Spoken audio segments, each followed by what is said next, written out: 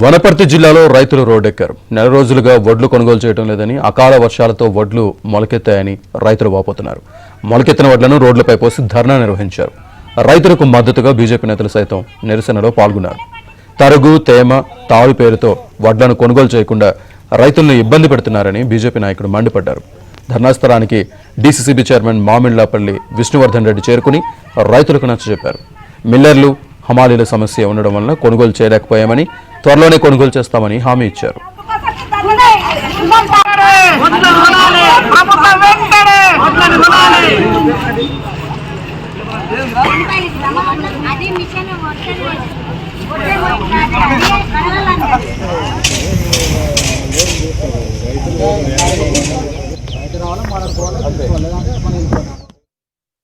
రైతే రాదని చెప్పి చెప్తాం. మనం రైతును ఇట్లా బిచ్చగాళ్ళలాగా చేస్తున్నాం.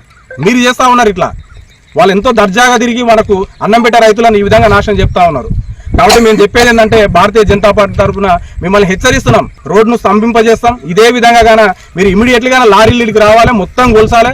ఏ రైతుది కూడా ఇక్కడ ఒడ్లు ఉండకూడదు. అన్ని కూడా మిల్లులకు పంపేయాలి. అక్కడ కూడా తరుగు చేయొద్దు. తరుగు తీసేది ఉంటే ప్రభుత్వం మీరు భరించండి.